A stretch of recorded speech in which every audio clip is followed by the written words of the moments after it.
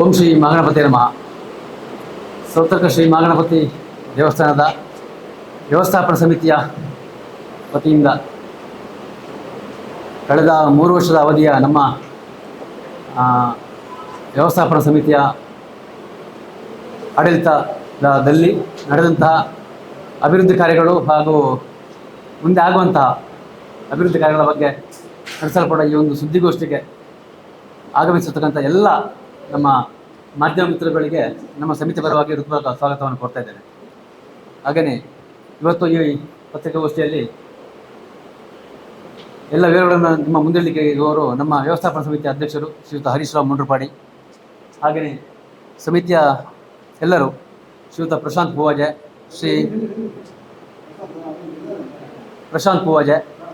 ಹಾಗೆ ಶ್ರೀ ವಿಠ್ಠಲ್ ಕುರ್ಲೆ,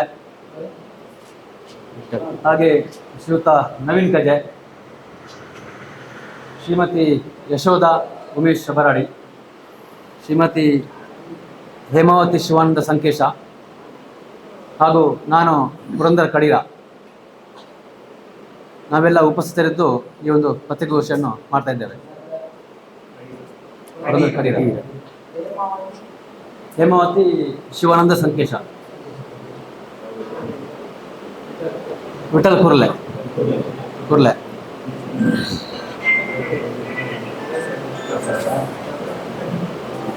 ಹಾಗೆ ಮುಂದಕ್ಕೆ ನಮ್ಮ ಅಧ್ಯಕ್ಷರು ಎಲ್ಲ ವಿವರಗಳನ್ನು ನಿಮ್ಮ ಮುಂದೆ ಇಟ್ಟಿದ್ದಾರೆ. ಓಂ ಶ್ರೀ ಮಹಾಗಣಪತಿಯೇ ನಮಃ.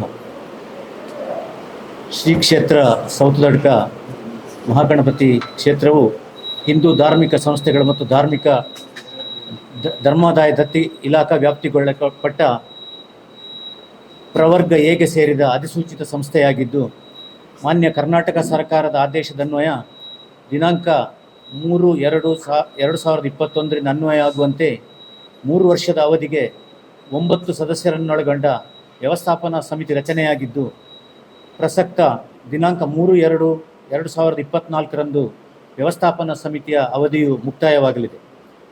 ಈ 3 ವರ್ಷದ ಅವಧಿಯಲ್ಲಿ 8 ಮಂದಿ ಸದಸ್ಯರನ್ನೊಳಗೊಂಡ ವ್ಯವಸ್ಥಾಪನಾ ಸಮಿತಿ ಕಾರ್ಯನಿರ್ವಹಿಸಿದ್ದು, ಈ ಸಂದರ್ಭದಲ್ಲಿ ದೇವಳದಲ್ಲಿ ಕೈಗೊಳ್ಳಲಾದ ಕಾರ್ಯಚಟುವಟಿಕೆಗಳ ಬಗ್ಗೆ ನಾನು ಈ ಕೆಳಗಿನಂತೆ ತಮಗೆ ತಿಳಿಸಲಿಕ್ಕೆ ಇಷ್ಟಪಡ್ತಾ ಇದ್ದೇನೆ. ಧಾರ್ಮಿಕ ಚಟುವಟಿಕೆಗಳು ನಮ್ಮ ಕ್ಷೇತ್ರದಲ್ಲಿ ಏನೆಲ್ಲ ಆಗ್ತಾ ಇದೆ ಆಯಿತು. ಕ್ಷೇತ್ರದಲ್ಲಿ ಹಮ್ಮಿಕೊಂಡಂತಹ ಅಭಿವೃದ್ಧಿ ಕಾರ್ಯಗಳು, ಸಾಮಾಜಿಕ ಚಟುವಟಿಕೆಗಳು ಮತ್ತು ಮುಂದೆ ಕ್ಷೇತ್ರದ ಅಭಿವೃದ್ಧಿಗಾಗಿ ಕೈಗೊಳ್ಳಬೇಕಾದಂತಹ ಕಾರ್ಯಗಳು, ಇದರ ಬಗ್ಗೆ ನಾನು ನಿಮಗೆ ಕೂಲಂಕಷವಾಗಿ ತಿಳಿಸಲಿಕ್ಕೆ ಇಷ್ಟಪಡ್ತೇನೆ. ಧಾರ್ಮಿಕ ಚಟುವಟಿಕೆಗಳ ವಿಭಾಗದಲ್ಲಿ ನಮಗೆ ದೇವಳದಲ್ಲಿ 16/9/2021 ನಡೆಸಲಾದ ಪ್ರಶ್ನಾಚಿಂತನೆಯಲ್ಲಿ ಕಂಡುಬಂದಂತೆ ದೇವಳದ ಅಭಿವೃದ್ಧಿ ಕಾರ್ಯಗಳಿಗೆ ಪೂರಕವಾಗಿ ದುರ್ಗಾ ಪೂಜೆಯನ್ನು ನಿರಂತರವಾಗಿ 12 ತಿಂಗಳು ನಡೆಸಿ ಅಂತಿಮವಾಗಿ ಚಂಡಿಕಾ ಹೋಮ ನಡೆಸಲಾಗಿರುತ್ತದೆ. ದೇವಳದ ವಾರ್ಷಿಕ ಜಾತ್ರೆ ಮೂಡಪ್ಪ ಸೇವೆಯ ಮೊದಲು 2 ದಿನಗಳಲ್ಲಿ ಭಜನೋತ್ಸವ ಹಾಗೂ ಯಕ್ಷೋತ್ಸವದಂತಹ ವಿಶೇಷ ಕಾರ್ಯಕ್ರಮಗಳನ್ನು 2022 ಹಾಗೂ 2023ನೇ ಸಾಲಿನಲ್ಲಿ ಯಶಸ್ವಿಯಾಗಿ ನಾವು ಜರುಗಿಸಿರುತ್ತೇವೆ. ದೇವಳದಲ್ಲಿ ಅನೇಕ ಧಾರ್ಮಿಕ ಚಟುವಟಿಕೆಗಳಿಗೆ ಪ್ರೋತ್ಸಾಹ ನೀಡಲಾಗುತ್ತಿದ್ದು, ಪ್ರತಿ ಭಾನುವಾರ ಹಾಗೂ ಸಂಕಷ್ಟಹರ ಚತುರ್ಥಿ ದಿನಗಳಲ್ಲಿ ಶ್ರೀ ಪುರುಷೋತ್ತಮ ನಾಯಕ್ ಉಪ್ಪಿನಂಗಡಿ ಅವರ ನೇತೃತ್ವದಲ್ಲಿ ಕಳೆದ 2 ವರ್ಷಗಳಿಂದ ನಿರಂತರವಾಗಿ ಜಿಲ್ಲೆಯ ವಿವಿಧ ಆಹ್ವಾನಿತ ಭಜನಾ ತಂಡಗಳಿಗೆ ಭಜನಾ ಸೇವೆ ನಡೆಸಲು ಅವಕಾಶ ಕಲ್ಪಿಸಲಾಗಿದೆ. ಕ್ಷೇತ್ರದಲ್ಲಿ ನಾವು ಕೈಗೊಂಡಂತಹ ಅಭಿವೃದ್ಧಿ ಕಾರ್ಯಗಳು, ಕ್ಷೇತ್ರದ ಅಭಿವೃದ್ಧಿ ಕಾರ್ಯಗಳ ಬಗ್ಗೆ ದಿನಾಂಕ 3/11/2021 ನಡೆಸಲಾದ ಪ್ರಶ್ನಾಚಿಂತನೆಯಲ್ಲಿ ಕಂಡುಬಂದಂತೆ ದೇವಳಕ್ಕೆ ಅಗತ್ಯ ಜಮೀನನ್ನು ಕಾಯ್ದಿರಿಸುವ ಬಗ್ಗೆ ಅಗತ್ಯ ಕ್ರಮ ಕೈಗೊಂಡಿರುವಂತೆ ನಮ್ಮ ಸಮಿತಿಯ ಸದಸ್ಯರ ಒಕ್ಕರಲ ಪ್ರಯತ್ನದಿಂದ ಕಡೀರ ಎಂಬ ಜಾಗದಲ್ಲಿ ದೇವಸ್ಥಾನಕ್ಕೆ ಸಂಬಂಧಿಸಿದ ನಾಗಬನ ಹಾಗೂ ನಾಗ ಸಾನ್ನಿಧ್ಯವಿರುವಂತಹ 5 ಎಕರೆ ಜಮೀನು, ದೇವಳದ ವತಿಯಿಂದ ನಡೆಸಲ್ಪಡುವ ಗೋಶಾಲೆಗೆ 0.80 ಎಕರೆ ಜಮೀನು ಹಾಗೂ ಅನಾಧೀನ ಸ್ಥಳದಲ್ಲಿ ಕಂಡುಬಂದಿದ್ದಂತಹ 0.89 ಎಕರೆ ಜಮೀನನ್ನು ಮಾನ್ಯ ದಕ್ಷಿಣ ಜಿಲ್ಲಾಧಿಕಾರಿ ಶ್ರೀ ರವಿಕುಮಾರ್ ಅವರು ದೇವಳದ ಹೆಸರಿಗೆ ಕಾಯ್ದಿರಿಸಿ ಆದೇಶಿಸಿರುತ್ತಾರೆ. ದೇವಳದ ಪ್ರಾರಂಭದಲ್ಲಿ 3.7 ಎಕರೆ ಜಮೀನು ಇದ್ದು, ಪ್ರಸಕ್ತ ಒಟ್ಟು ನಮ್ಮ ಅವಧಿಯ ಮುಗಿಯುವ ಸಂದರ್ಭದಲ್ಲಿ 10.39 ಎಕರೆ ಜಮೀನು ದೇವಳದ ಅಧೀನದಲ್ಲಿದೆ ಎಂದು ತಿಳಿಸಲಿಕ್ಕೆ ನಾನು ಸಂತೋಷ ಪಡ್ತಾ ಇದ್ದೇನೆ. ದೇವಳದ ಅಧೀನಕ್ಕೆ ಜಮೀನು ಹಸ್ತಾಂತರವಾದ ಕೂಡಲೇ ದೇವಳದ ಧಾರ್ಮಿಕ ಅಭಿವೃದ್ಧಿ ಕಾರ್ಯಗಳನ್ನು ಸುಲಲಿತವಾಗಿ ಚಲಿಸಲು ಅನುಕೂಲವಾಗಿದ್ದು, ಕಡೀರ ನಾಗಬನ ಹಾಗೂ ನಾಗ ಸಾನ್ನಿಧ್ಯವಿರುವಂತಹ 5 ಎಕರೆ ಜಮೀನಿನಲ್ಲಿ ಕಡೀರ ನಾಗಬನವನ್ನು ಸ್ಥಳೀಯ ಭಕ್ತಾದಿಗಳ ಸಹಕಾರದೊಂದಿಗೆ ಪುನರ್ನಿರ್ಮಾಣ ಮತ್ತು ದೇವಳಕ್ಕೆ ಮಂಜೂರಾದ 89.89 ಎಕರೆ ಜಮೀನಿನಲ್ಲಿ ಸುಮಾರು 7.4 ಲಕ್ಷ ವೆಚ್ಚದಲ್ಲಿ ರಕ್ತೇಶ್ವರಿ ಗುಡಿ, ರು 2.1 ಲಕ್ಷ ರು ವೆಚ್ಚದಲ್ಲಿ ನಾಗಾಲಯ ನಿರ್ಮಾಣ ಕಾಮಗಾರಿ ಹಾಗೂ ಸ್ಥಳೀಯ ಭಕ್ತಾದಿಗಳ ಸಹಕಾರದಿಂದ ಪಂಜುರ್ಲಿ ದೈವದ ಕಟ್ಟೆಯನ್ನು ಪೂರ್ಣಗೊಳಿಸಿ ದಿನಾಂಕ 28/1/2024 ಪ್ರತಿಷ್ಠಾ ಕಾರ್ಯಕ್ರಮಗಳು ಕ್ಷೇತ್ರದ ತಂತ್ರಿಗಳಾದ ಶ್ರೀ ನಾಗೇಶ್ ತಂತ್ರಿ ಇವರ ನೇತೃತ್ವದಲ್ಲಿ ಹಾಗೂ ವಾಸ್ತುತಜ್ಞ ಶ್ರೀ ಜಗನ್ನಿವಾಸರಾವ್ ಪುತ್ತೂರು ಅವರ ಮಾರ್ಗದರ್ಶನದಂತೆ ನಡೆಯಲಿದೆ. ಅಭಿವೃದ್ಧಿ ಕಟ್ಟಡ ಕಾಮಗಾರಿಗಳಿಗೆ ಸಂಬಂಧಿಸಿದಂತೆ ಒಟ್ಟು ರು 34 ರು ವೆಚ್ಚದಲ್ಲಿ ರಂಗಮಂದಿರ ನಿರ್ಮಾಣ, ರಂಗಮಂದಿರದ ಮುಂಭಾಗ ಶೀಟು ಅಳವಡಿಕೆ ಕಾಮಗಾರಿ, ಇದನ್ನು ಬಯಲು ರಂಗಮಂದಿರ ಅಂತ ನಾವು ಈಗ ನಾಮಕರಣ ಮಾಡಿದ್ದೇವೆ, ಹಾಗೂ ರು 3 ಲಕ್ಷ ರು ವೆಚ್ಚದಲ್ಲಿ ಭಕ್ತಾದಿಗಳಿಗೆ ಸರತಿ ಸಾಲಿನಲ್ಲಿ ಸಾಗಲು ಅನುಕೂಲವಾಗುವಂತೆ ಸ್ಟೀಲ್ ರೇಲಿಂಗ್ ಅಳವಡಿಕೆ, ಕೆನರಾ ಬ್ಯಾಂಕಿನ CSR ಫಂಡ್ ಅನುದಾನದಿಂದ ರು 10 ಲಕ್ಷ ರು ವೆಚ್ಚದಲ್ಲಿ ನೂತನ ಕೌಂಟರ್ ನಿರ್ಮಾಣ ಕಾಮಗಾರಿಗಳನ್ನು ಈಗಾಗಲೇ ಪೂರ್ತಿಗೊಳಿಸಲಾಗಿದೆ. ಅದು ಈ ಸೇವಾ ಕೌಂಟರ್ ನಾಡಿದ್ದು ಉದ್ಘಾಟನೆಗೆ ಸಜ್ಜುಗೊಂಡಿದೆ. ಕಡೀರ ನಾಗಬನ 0.5 ಎಕರೆ ಜಮೀನಿನ ಸುತ್ತ ಸುಮಾರು 2.5 ಲಕ್ಷ ರು ವೆಚ್ಚದಲ್ಲಿ ಆವರಣ ರಚನೆ ಕಾಮಗಾರಿಯು ಅಂತಿಮ ಹಂತದಲ್ಲಿದೆ. ಜಿಲ್ಲಾ ಪಂಚಾಯತ್ ವತಿಯಿಂದ ರು 19 ಲಕ್ಷ ರು ವೆಚ್ಚದಲ್ಲಿ ಅಡುಗೆ ಅನಿಲ ಘಟಕವನ್ನು ನಿರ್ಮಾಣ ಮಾಡಿ ಅಡುಗೆ ಅನಿಲವನ್ನು ಅನ್ನಛತ್ರದಲ್ಲಿ ಸಾರ್ವಜನಿಕರಿಗೆ ಅಡಿಗೆ ಮಾಡಲಿಕ್ಕೆ ಬಳಕೆ ಮಾಡಲಿಕ್ಕೆ ಆಗ್ತಾ ಇದೆ. ರು 80 ಲಕ್ಷ ರು ವೆಚ್ಚದಲ್ಲಿ ತ್ಯಾಜ್ಯ ವಿಲೇವಾರಿ ಘಟಕ ನಿರ್ಮಾಣ ಕಾಮಗಾರಿ, ರು 3.25 ಲಕ್ಷ ರು ವೆಚ್ಚದಲ್ಲಿ ರಂಗಮಂದಿರ ಮುಂಭಾಗ ಚರಂಡಿ ನಿರ್ಮಾಣ ಕಾಮಗಾರಿ, ರು 7.3 ಲಕ್ಷ ವೆಚ್ಚದಲ್ಲಿ ಗೋಶಾಲೆ ಆವರಣ ರಚನೆ, ರು 3.73 ಲಕ್ಷ ವೆಚ್ಚದಲ್ಲಿ ಶಿಶು ಮಂದಿರ ಆವರಣ ರಚನೆ, 20 ಲಕ್ಷ ರು ವೆಚ್ಚದಲ್ಲಿ ಗೋಶಾಲೆಗೆ ಇಂಟರ್ಲಾಕ್ ಒದಗಿಸಿ ಅಳವಡಿಸುವುದು, ರು 7.5 ಲಕ್ಷ ವೆಚ್ಚದಲ್ಲಿ ಶಿಶು ಮಂದಿರ ನವೀಕರಣ ಕಾಮಗಾರಿ ಹಾಗೂ ರು 175 ಲಕ್ಷ ವೆಚ್ಚದಲ್ಲಿ ಕ್ಷೇತ್ರಕ್ಕೆ ಸುಸಜ್ಜಿತವಾದ ದಾಸ್ತಾನು ಕೊಠಡಿಯನ್ನು ಒಳಗೊಂಡಂತಹ ಪ್ರಸಾದ ತಯಾರಿ ಕಟ್ಟಡವನ್ನು ನಿರ್ವಹಿಸುವ ಬಗ್ಗೆ ಅಂದಾಜು ಪಟ್ಟಿಯನ್ನು ತಯಾರಿಸಿ ಇಲಾಖಾ ನಿಯಮಾನುಸಾರ ಜರುಗಿಸಬೇಕಾದ ಅಗತ್ಯ ಕ್ರಮಗಳು ಚಾಲನೆಯಲ್ಲಿವೆ. ಇನ್ನುಳಿದಂತೆ ದೇವಳದಲ್ಲಿ ಭಕ್ತಾದಿಗಳಿಗೆ ನೀಡಲಾಗುವ ಸೇವಾ ರಶೀದಿಗಳ ಬಗ್ಗೆ ಅತ್ಯಾಧುನಿಕ ಬಿಲ್ಲಿಂಗ್ ತಂತ್ರಾಂಶ ಅಳವಡಿಸಿ ಗಣೀಕೃತ ಟ್ಯಾಲಿ ತಂತ್ರಾಂಶದಲ್ಲಿ ಬಿಲ್ಲಿಂಗ್ ವ್ಯವಸ್ಥೆ, ದೇವಳದಲ್ಲಿ ಸಾಮಗ್ರಿಗಳನ್ನು ದಾಸ್ತಾನೀಕರಿಸಲು ವ್ಯವಸ್ಥಿತ ದಾಸ್ತಾನು ಕೊಠಡಿ ರಚಿಸಿ ವ್ಯವಸ್ಥಿತವಾಗಿ ವಿತರಿಸುವ ವ್ಯವಸ್ಥೆ, ಕೆನರಾ ಬ್ಯಾಂಕ್ ಅನುದಾನದಲ್ಲಿ ಅನ್ನಛತ್ರದಲ್ಲಿ ಅನ್ನಪ್ರಸಾದ ಸ್ವೀಕರಿಸಿದ ತಟ್ಟೆ ತೊಳೆಯಲು ಬಿಸಿ ನೀರಿನ ವ್ಯವಸ್ಥೆಗೆ ಸೋಲಾರ್ ಅಳವಡಿಕೆ, ಗುಡುಗು ಸಿಡಿಲಿನಿಂದ ರಕ್ಷಣೆಗೆ 2.5 ಲಕ್ಷ ವೆಚ್ಚದಲ್ಲಿ 2 ಮಿಂಚು ನಿರೋಧಕ ಘಟಕಗಳ ಅಳವಡಿಕೆ, ಸೋಲಾರ್ ಲೈಟ್ ಅಳವಡಿಕೆ, ಕಲಾಮಂದಿರಕ್ಕೆ 300 ನೀಲ್ ಕಮಲ್ ಕುರ್ಚಿಗಳ ಖರೀದಿ, ಸೇವಾ ಕೌಂಟರಿಗೆ ಆನ್ಲೈನ್ UPS ಅಳವಡಿಕೆ, ಈ ಹುಂಡಿ ವ್ಯವಸ್ಥೆ, ಹುಂಡಿ ಎಣಿಕೆಗೆ ಎಣಿಕೆ ಯಂತ್ರ, ಹೂತೋಟ ಅಭಿವೃದ್ಧಿ, ಪಾರ್ಕಿಂಗ್ ಸ್ಥಳದಲ್ಲಿ ವನಮಹೋತ್ಸವ ಸಂದರ್ಭದಲ್ಲಿ ಸಸಿಗಳನ್ನು ನೆಟ್ಟಿರುವುದು, ಚಿನ್ನ ಬೆಳ್ಳಿ ಭದ್ರತೆಗೆ ಸ್ಟೀಲ್ ಕಪಾಟು ಖರೀದಿ, ತುಲಾಭಾರ ವ್ಯವಸ್ಥೆ, ಭದ್ರತೆಗೆ CC ಕ್ಯಾಮೆರಾ ಅಳವಡಿಕೆ, ಧ್ವನಿವರ್ಧಕ ಖರೀದಿ ಮುಂತಾದ ಕಾರ್ಯಗಳನ್ನು ನಡೆಸುತ್ತಾ ಇದರ ಜೊತೆಗೆ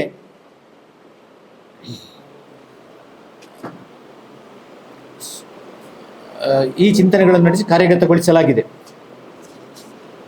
ಹಾಗೆ ಸಾಮಾಜಿಕ ಚಟುವಟಿಕೆಗಳ ಅಡಿಯಲ್ಲಿ ಸಮಿತಿಯ ಆಡಳಿತಾವಧಿಯ ಪ್ರಾರಂಭಿಕ ಹಂತದಲ್ಲಿ ಕೋವಿಡ್ ಸಾಂಕ್ರಾಮಿಕ ರೋಗದಿಂದ ಸಂಕಷ್ಟಕ್ಕೀಡಾದ ದೇವಳದ ಸಿಬ್ಬಂದಿಯವರು, ಆಶಾ ಕಾರ್ಯಕರ್ತೆಯರು ಹಾಗೂ ಸಿ ವರ್ಗದ ದೇವಾಲಯದ ಅರ್ಚಕರಿಗೆ ಜಿನಸು ಸಾಮಗ್ರಿ ಕಿಟ್ಗಳನ್ನು ವ್ಯವಸ್ಥಿತವಾಗಿ ವಿತರಿಸುವ ಬಗ್ಗೆ ಅಗತ್ಯ ಕ್ರಮ, ಸ್ಥಳೀಯರಿಗೆ ಅನುಕೂಲವಾಗುವಂತೆ ದೇವಳದಲ್ಲಿ ಉಚಿತ ಕಣ್ಣಿನ ತಪಾಸಣಾ ಶಿಬಿರ, ಉಚಿತ ಆರೋಗ್ಯ ಹಾಗೂ ದಂತ ತಪಾಸಣಾ ಶಿಬಿರ, ಶಾಲಾ ವಿದ್ಯಾರ್ಥಿಗಳಿಗೆ ಅನುಕೂಲವಾಗುವಂತೆ ಬೇಸಿಗೆ ಶಿಬಿರ ಹಾಗೂ ಸನ್ಮಾನ್ಯ ಪ್ರಧಾನಮಂತ್ರಿಯವರ ಚಿಂತನೆಯಂತೆ ವಿಶ್ವ ಯೋಗ ದಿನಾಚರಣೆಯನ್ನು ದೇವಳದಲ್ಲಿ ಆಚರಿಸಲಾಗಿದ್ದು, ಸಾಮಾಜಿಕ ಚಟುವಟಿಕೆಗಳ ಬಗ್ಗೆಯೂ ಕ್ಷೇತ್ರದಿಂದ ಅವಶ್ಯ ಸಹಕಾರ ನೀಡಲಾಗಿದೆ. ಕ್ಷೇತ್ರದ ಪಕ್ಕದಲ್ಲೇ ಇರುವ ಶೈಕ್ಷಣಿಕ ಸಂಸ್ಥೆಯಾದ ಶ್ರೀ ರಾಮ ಶಾಲೆ ಪಟ್ಟೂರು ಇಲ್ಲಿನ ಶಾಲಾ ವಿದ್ಯಾರ್ಥಿಗಳಿಗೆ ಮಧ್ಯಾಹ್ನದ ಭೋಜನ ಪ್ರಸಾದವನ್ನು ದೇವಳದಿಂದ ಪ್ರತಿನಿತ್ಯ ವಿತರಿಸಲಾಗುತ್ತಿದೆ.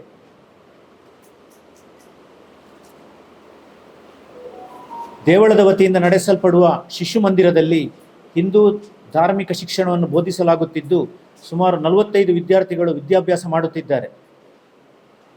ಈವರೆಗೆ ಮಾನ್ಯ ಶಾಸಕರ ನಿರ್ದೇಶನದಂತೆ ತಾಲೂಕಿನ ಸರಿಸುಮಾರು 105 ದೇವಸ್ಥಾನ, 35 ದೈವಸ್ಥಾನ, 30 ಭಜನಾ ಮಂಡಳಿ, 35 ಸಂಘ ಸಂಸ್ಥೆಗಳಿಗೆ ಜಾತ್ರಾ ಮಹೋತ್ಸವ, ಬ್ರಹ್ಮಕಲಶೋತ್ಸವ ಹಾಗೂ ವಿಶೇಷ ಸಂದರ್ಭದಲ್ಲಿ ದೇವಳದಿಂದ ಪ್ರಸಾದ ರೂಪದಲ್ಲಿ ದಿನಸು ಸಾಮಗ್ರಿಗಳನ್ನು ಒದಗಿಸಿ ಸಹಕರಿಸಲಾಗಿದೆ.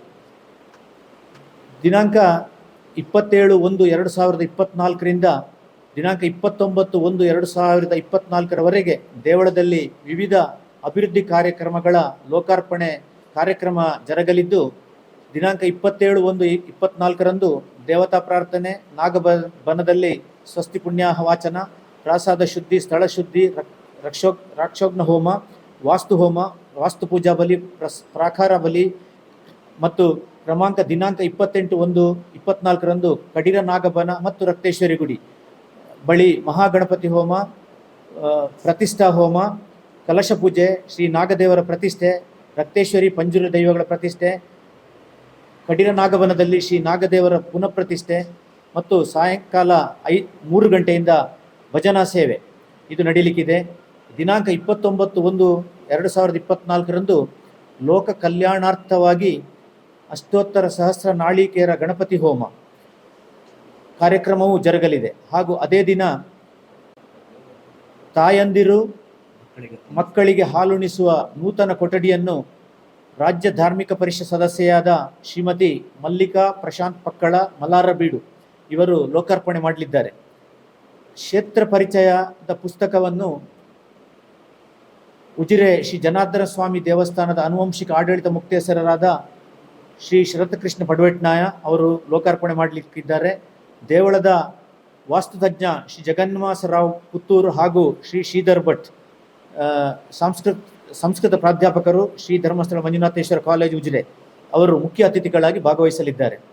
ಬೆಳಿಗ್ಗೆ 10 ಗಂಟೆಯಿಂದ ಶ್ರೀಮತಿ ಶರಣ್ಯ ನಂದನ್ ಮತ್ತು ಬಳಗದವರು ಬೆಂಗಳೂರು ಇವರಿಂದ ಕರ್ನಾಟಕ ಶಾಸ್ತ್ರೀಯ ಸಂಗೀತ ಕಾರ್ಯಕ್ರಮವು ಜರುಗಲಿದೆ. ಕ್ಷೇತ್ರದ ಅಭಿವೃದ್ಧಿಗಾಗಿ ಮುಂದೆ ಶೀಘ್ರ ಕೈಗೊಳ್ಳಬೇಕಾಗಿರುವಂತಹ ಕಾರ್ಯಗಳು ದೇವಳದ ವತಿಯಿಂದ ಗೋಶಾಲೆಯನ್ನು ನಡೆಸಲಾಗುತ್ತಿದ್ದು 230ಕ್ಕೂ ಅಧಿಕ ಗೋವುಗಳನ್ನು ಪೋಷಿಸಲಾಗುತ್ತಿದ್ದು, ಪ್ರಸಕ್ತ ಬರೇ 80 ಸೆನ್ಸ್ ಜಾಗದಲ್ಲಿ ಅಧಿಕ ಸಂಖ್ಯೆಯ ಗೋವುಗಳನ್ನು ಪೋಷಿಸಲಾಗುತ್ತಿದ್ದು, ದೇವಳದ ಈಗಿರುವ 80 ಸೆನ್ಸ್ ಜಾಗದಲ್ಲಿ ಈ ಗೋವುಗಳನ್ನು ಪೋಷಿಸಲಾಗುತ್ತಿದೆ. ದೇವಳದ ಪಕ್ಕದಲ್ಲಿ ಲಭ್ಯವಿರುವ KCDC ಸ್ವಾಧೀನದಲ್ಲಿರುವ ಸರಕಾರಿ 10 ಎಕರೆ ಜಮೀನನ್ನು ದೇವಳಕ್ಕೆ ಮಂಜೂರುಗೊಳಿಸುವಂತೆ ಕೋರಿ ಮನವಿ ಸಲ್ಲಿಸಲಾಗಿದೆ. ಅದೇ ರೀತಿ ದೇವಳದ ಪಕ್ಕದಲ್ಲಿರುವ 240/2 BAಯಲ್ಲಿ 0.58 ಎಕರೆ ಸರ್ಕಾರಿ ಜಮೀನು, ಸರ್ವೆ ನಂಬರ್ 318/5ರಲ್ಲಿ 0.69 ಎಕರೆ ಸರ್ಕಾರಿ ಜಮೀನು ಇದ್ದು, ಇದು ದೇವಳದ ಅಭಿವೃದ್ಧಿಗೆ ಪೂರಕವಾಗಿದ್ದು, ಈ ಜಮೀನನ್ನು ದೇವಳಕ್ಕೆ ಮಂಜೂರುಗೊಳಿಸುವಂತೆ ಮಾನ್ಯ ಜಿಲ್ಲಾಧಿಕಾರಿಯವರಿಗೆ ಮನವಿ ಸಲ್ಲಿಸಲಾಗಿದೆ. ಪ್ರಸ್ತಾವಿತ ಜಮೀನನ್ನು ಆದಷ್ಟು ಶೀಘ್ರ ಕಂದಾಯ ಇಲಾಖಾ ಅಧಿಕಾರಿಗಳು ದೇವಳಕ್ಕೆ ಮಂಜೂರುಗೊಳಿಸುವಂತೆ ಅವರನ್ನೆಲ್ಲ ಮತ್ತೊಮ್ಮೆ ನಾವು ವ್ಯವಸ್ಥಾಪನಾ ಸಮಿತಿಯ ಪರವಾಗಿ ಹಾಗೂ ದೇವಳದ ಪರವಾಗಿ ವಿನಂತಿಸುತ್ತಿದ್ದೇವೆ. ಈಗಾಗಲೇ ದಿನನಿತ್ಯ 2,000ಕ್ಕೂ ಅಧಿಕ ಭಕ್ತಾದಿಗಳು ಪ್ರತಿನಿತ್ಯ ಅನ್ನಪ್ರಸಾದ ಸ್ವೀಕರಿಸುತ್ತಿದ್ದು, ಅನ್ನಛತ್ರದ ಮೇಲಂತಸ್ತು ವಿಸ್ತರಣೆ ಕಾಮಗಾರಿ ಮಾಡಬೇಕು ಅಂತ ನಾವು ಪ್ರಸ್ತಾವನೆಯನ್ನು ಸಲ್ಲಿಸಿದ್ದೇವೆ. ಇದರ ಜೊತೆಗೆ ಅಶ್ವತ್ಥಕಟ್ಟೆ ನವೀಕರಣ, ಭಜನಾ ಮಂಟಪ ರಚನೆ, ಅನ್ನಛತ್ರಕ್ಕೆ ಅಗತ್ಯ ಪಾತ್ರೆಗಳ ಖರೀದಿ, ಗೋಶಾಲೆ ಬಳಿ ಸ್ವಾಗತ ದ್ವಾರ, ಸುಸಜ್ಜಿತ ದಾಸ್ತಾನು ಕೊಠಡಿಯನ್ನೊಳಗೊಂಡಂತಹ ಪ್ರಸಾದ ತಯಾರಿ ಕಟ್ಟಡ ಮುಂತಾದ ಅಭಿವೃದ್ಧಿ ಕಾರ್ಯಗಳನ್ನು ಶೀಘ್ರವೇ ನಿರ್ವಹಿಸಬೇಕಾದಂತಹ ಅನಿವಾರ್ಯತೆ ದೇವಳಕ್ಕೆ ಇದೆ. ಕ್ಷೇತ್ರವು ದಿನೇ ದಿನೇ ಅಭಿವೃದ್ಧಿ ಹೊಂದುತ್ತಿದ್ದು, ಕ್ಷೇತ್ರಕ್ಕೆ ಅಧಿಕ ಸಂಖ್ಯೆಯಲ್ಲಿ ಬಹುಶಃ ಪ್ರತಿನಿತ್ಯ 20ರಿಂದ 30 ಸಾವಿರ ಜನ ದೇವಳಕ್ಕೆ ಭೇಟಿ ನೀಡುತ್ತಿದ್ದು, ಭಕ್ತ ಜನಸಾಗರವೇ ಹರಿದು ಬರುತ್ತಿದ್ದು, 2022-23ನೇ ಸಾಲಿನಲ್ಲಿ 10 ಕೋಟಿಗೂ ಅಧಿಕ ಆದಾಯ ಬಂದಿರುತ್ತದೆ ಎಂಬುದನ್ನು ತಿಳಿಸಲಿಕ್ಕೆ ನಾನು ಸಂತೋಷ ಪಡ್ತಾ ಇದ್ದೇನೆ. ದೇವಳದಲ್ಲಿ ಒಟ್ಟು 63 ಮಂದಿ ಸಿಬ್ಬಂದಿಯವರು ವಿವಿಧ ವಿಭಾಗಗಳಲ್ಲಿ ಕರ್ತವ್ಯ ನಿರ್ವಹಿಸುತ್ತಿದ್ದು, ಕ್ಷೇತ್ರಕ್ಕೆ ಭಕ್ತಾದಿಗಳು ಹರಕೆ ರೂಪದಲ್ಲಿ ಸಲ್ಲಿಸಿರುವಂತಹ 45 ಟನ್ ತೂಕದ ಕಂಚಿನ ಘಂಟಾಮಣಿಗಳು ದಾಸ್ತಾನಿದ್ದು, ಘಂಟಾಮಣಿಗಳನ್ನು ಈ ಹರಾಜು ಪ್ರಕ್ರಿಯೆ ನಡೆಸುವಂತೆ ಅಗತ್ಯ ಕ್ರಮಗಳನ್ನು ಈಗಾಗಲೇ ಕೈಗೊಳ್ಳಲಾಗಿದೆ. ಇದರ ಜೊತೆಗೆ ನಾವು ಈಗಾಗಲೇ ದೇವಳಕ್ಕೆ ಬಸ್ಸಿನ ಸೌಕರ್ಯಗಳು ಇಲ್ಲದೇ ಇರುವುದರಿಂದ ಮಾನ್ಯ ಧಾರ್ಮಿಕ ದತ್ತಿ ಇಲಾಖೆಯ ಸಚಿವರು ಹಾಗೂ ಸಾರಿಗೆ ಸಚಿವರಿಗೆ ದೇವಳಕ್ಕೆ ಸುಬ್ರಹ್ಮಣ್ಯಕ್ಕೆ ಹೋಗುವ ಬಸ್ಸುಗಳನ್ನು ನಮ್ಮ ದೇವಳಕ್ಕೂ ಅದನ್ನು ವಿಸ್ತರಿಸಬೇಕು ಅಂತ ಈಗಾಗಲೇ ಮನವಿಯನ್ನು ಸಲ್ಲಿಸಿದ್ದು, ಅದರ ಬಗ್ಗೆಯೂ ನಾವು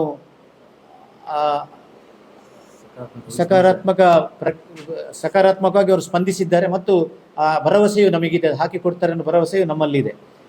ದಿನಾಂಕ 2/2/24 ಬೆಳಿಗ್ಗೆ 10 ಗಂಟೆಗೆ ಈಗಾಗಲೇ ನೂತನವಾಗಿ ನಿರ್ಮಾಣಗೊಂಡಿರುವಂತಹ ಕೆನರಾ ಬ್ಯಾಂಕ್ ವತಿಯಿಂದ ನಿರ್ಮಾಣಗೊಂಡಿರುವಂತಹ ಸೇವಾ ಕೌಂಟರನ್ನು ಕೆನರಾ ಬ್ಯಾಂಕಿನ ಪ್ರಧಾನ ವ್ಯವಸ್ಥಾಪಕರಿಂದ ಲೋಕಾರ್ಪಣೆ ಮಾಡಿ ಸಂಜೆ 5:30ಕ್ಕೆ ನೂತನವಾಗಿ ಪಟ್ಟಂತಹ ರಕ್ತೇಶ್ವರಿ ಮತ್ತು ಪಂಜುರ ದೇವಳಿಗೆ ಸೌತೆಹಡ್ಕದಲ್ಲಿ ಪ್ರಥಮ ಬಾರಿಗೆ ನರ್ತನ ಸೇವೆಯು ಜರಗಲಿದೆ. ಹಾಗೂ ಎಂದಿನಂತೆ ದಿನಾಂಕ 13/2/2024 ಮಂಗಳವಾರ ಮಾಘಶುದ್ಧ ಚೌತಿಯಂದು ದೇವಳದ ವಾರ್ಷಿಕ ಜಾತ್ರೆ ಮೂಡಪ್ಪ ಸೇವೆಯು ಜರಗಲಿದ್ದು, ಸಾರ್ವಜನಿಕ ಭಕ್ತಾಭಿಮಾನಿಗಳು ಹೆಚ್ಚಿನ ಸಂಖ್ಯೆಯಲ್ಲಿ ಎಲ್ಲ ಪುಣ್ಯ ಕಾರ್ಯಕ್ರಮಗಳಲ್ಲಿ ಭಾಗವಹಿಸುವಂತೆ ಕೋರಲಾಗಿದೆ. ಮತ್ತು ಈ ಎಲ್ಲ ನಮ್ಮ ಕಾರ್ಯಕ್ರಮಗಳನ್ನು ಪತ್ರಿಕಾ ಮಾಧ್ಯಮದ ಮಿತ್ರರು ಸವಿವರವಾಗಿ ತಮ್ಮ ಪತ್ರಿಕೆಗಳಲ್ಲಿ ಬಿತ್ತರಿಸಿ ದೇವಾಲಯದ ಒಂದು ಏನು ಅಭಿವೃದ್ಧಿಗೆ ಪೂರಕವಾಗುವಂತೆ ತಾವು ಮಾಡಿಕೊಡಬೇಕು. ಮತ್ತು ಮತ್ತಷ್ಟು ಜನರು ರಾಜ್ಯಾದ್ಯಂತ ಬರ್ತಾ ಇದ್ದಾರೆ, ಈಗಾಗಲೇ ಬರುವಂತೆ ತಮ್ಮ ಈ ದೇವಳದ ಒಂದು ಏನು ದೇವಳ ಹೇಗೆ ಅಭಿವೃದ್ಧಿ ಹೊಂದುತ್ತಾ ಇದ್ದನ್ನು ನೀವು ತಿಳಿಸಿದಲ್ಲಿ ರಾಜ್ಯಾದ್ಯಂತ ಜನರು ಈ ದೇವಳಕ್ಕೆ ಬರಲಿಕ್ಕೆ ಖಂಡಿತವಾಗಿ ಬರ್ತಾರೆ. ಹಾಗೂ ಬರುವಂತೆ ನಿಮ್ಮ ಸಹಕಾರ ಬೇಕು ಅಂತ ನಮ್ಮಲ್ಲಿ ಕೇಳಿಕೊಳ್ತಾ ಈ ಪತ್ರಿಕಾ ಗೋಷ್ಠಿಯನ್ನು ಮಾಡಿರೋದಕ್ಕೆ ತಮಗೆಲ್ಲರಿಗೂ ಧನ್ಯವಾದಗಳನ್ನು ಅರ್ಪಿಸ್ತಾ ಇದ್ದೇನೆ.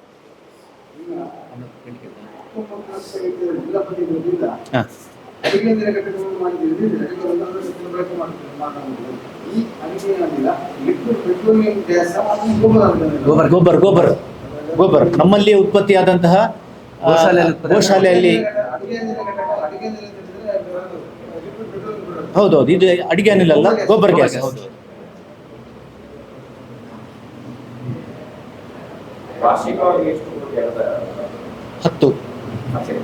ಹೋದ 2023ನೇ ಸಾಲಿಗೆ 10 ಕೋಟಿ, ಈ ವರ್ಷದ ಬಜೆಟ್ ನಾವು 15 ಕೋಟಿ ಇಟ್ಟಿದ್ದೇವೆ. ಬಹುಶಃ ಅದು ಬರ್ತೇವೆ ಅನ್ನೋ ಒಂದು ನಿರೀಕ್ಷೆ ಇದೆ. ಹೌದು, ಏರಿಕೆ ಆಗ್ತಾ ಉಂಟು. ಈಗ AC ಗಡರ್ನ ಅಧಿಕಾರಿಯಲ್ಲಿ ಇದ್ರು. ಹೌದೌದು, ಮೊದಲು ತಹಶೀಲ್ದಾರ್ DT ಗಡರ್ ಅವರಿದ್ರು. ಈಗ AC ಗಡರ್ನ ಅಧಿಕಾರಿ. ಈ ದೇವಳವು ದೈವ ಸಂಕಲ್ಪ ಯೋಜನೆಯಲ್ಲಿ ಸಹ ಗುರುತಿಸಿರುವಂತಹ ದೇವಾಲಯ ಆಗಿದೆ.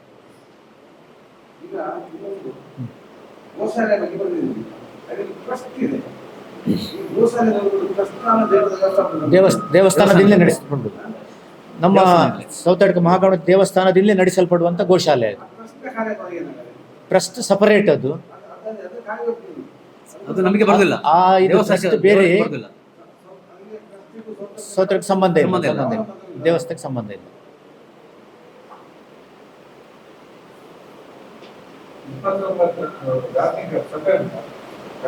ಸಣ್ಣ ಸಭೆ ಇದೆ, ಇದು 10 ಗಂಟೆಗೆ, ಬೆಳಿಗ್ಗೆ 10 ಗಂಟೆಗೆ. 29 ಬೆಳಿಗ್ಗೆ 10 ಗಂಟೆಗೆ ಧಾರ್ಮಿಕ ಸಭೆ ಸೇರಿ.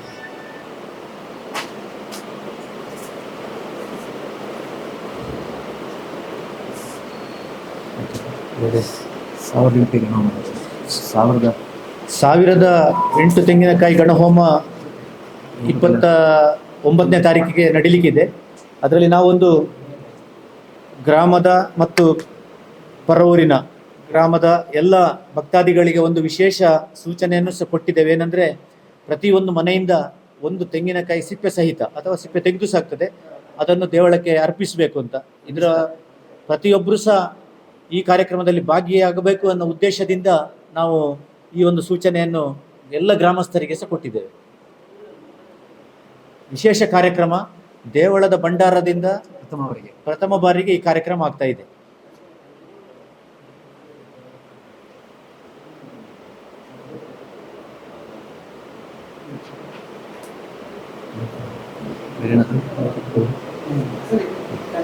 ಹಾಗೆ ಹಾಗೆ 2ನೇ ತಾರೀಕಿಗೆ ರಾತ್ರಿ ದೈವಕ್ಕೆ ಕೋಲಸ ಇದೆ. ಅದನ್ನು ತಾವು ಬಿತ್ತರಿಸಿದರೆ ಜನರಿಗೆ ಬರಲಿಕ್ಕೆ ಸಹ ತುಂಬ ಅನುಕೂಲ ಆಗ್ತದೆ ಅಂತ ಈ ಸಂದರ್ಭದಲ್ಲಿ ನಾನು ತಿಳ್ಕೊಳ್ತೇನೆ. ಎ ಗ್ರೇಡ್ 2021 ಅಲ್ಲ 20ರಲ್ಲಿ ಆಗಿದೆ. ಆದರೆ ದೈವ ಸಂಕಲ್ಪ ಯೋಜನೆಯಲ್ಲಿ ಅದನ್ನು ಸೂಚಿಸಿರುವುದು 21ನೇ ಇಸ್ವಿಯಲ್ಲಿ.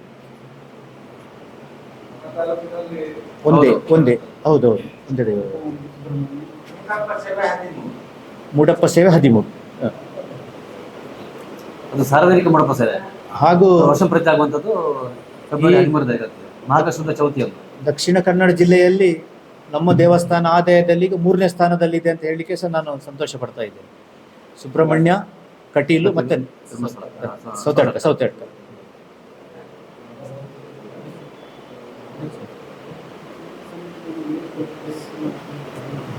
ದೇವಸ್ಥಾನ ಆಗಿರುವಾಗ ಆದಾಯ ಉತ್ತಮವಾಗಿರುವಾಗ ಅಲ್ಲಿ ಸಭಾವಂತ ತುಂಬಾ 10 ವರ್ಷ 15 ವರ್ಷದ